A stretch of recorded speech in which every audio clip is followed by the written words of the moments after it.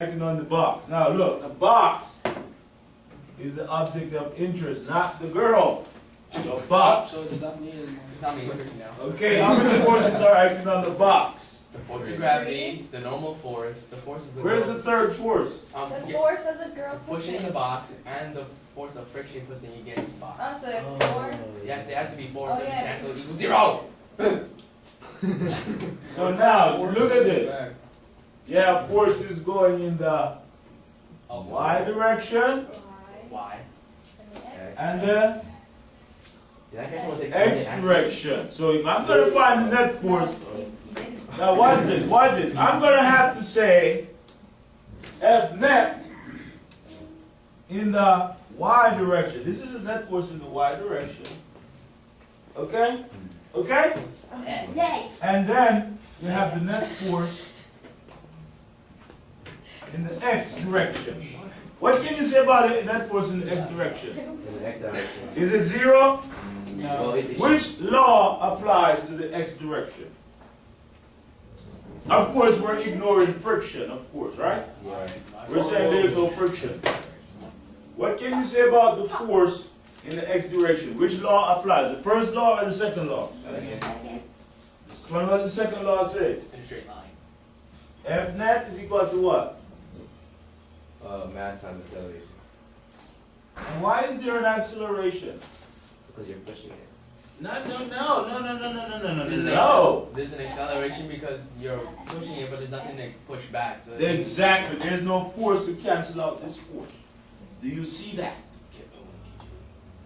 There's acceleration. There's a net force in this direction, but there's none in that. Isn't the box pushing back on the girl? Oh, morning. You're not focusing Okay, on don't confuse that now. You're not focusing on The girl is not the focus. The box is. Yeah. So we're not worried about what's going on with the girl. We're worried about what's going on with the box. Follow me? Yeah. Follow me? Yeah. So now, suppose I give you a problem and I say calculate the acceleration. What would you do? You would take these two equations and you would solve. And in fact, F net in this case would be what? Fp equals mass times acceleration. So you would take these two equations, Fn minus Fg equals 0 and Fp equals mass times acceleration. And that's what you would use to find whatever you want. Follow me? This is how we're going to be using Newton's laws to solve the problem. But the first step is to be able to draw this diagram. We call this diagram free body diagram. You have to be able to identify all the forces acting on the body. You must. Okay, so like on the AP test, Nope. are they going to tell us not to use friction? Like if Yes, they'll tell you. They'll tell you if it's frictionless or whether or not there's friction involved. The force of friction is Yeah, if we do use Friction is always involved, but to simplify the problem, a lot of times you say on a frictionless surface or something like that. why did you write FP equals MA twice? Because there's acceleration going on here. There's no force to cancel out FP. The first, the big Oh, bubble acceleration is mass times. is like Can you give an general, example of acceleration? and the little bubble is this problem. Can you give an example of when F of P would have a force against it? When F of P would.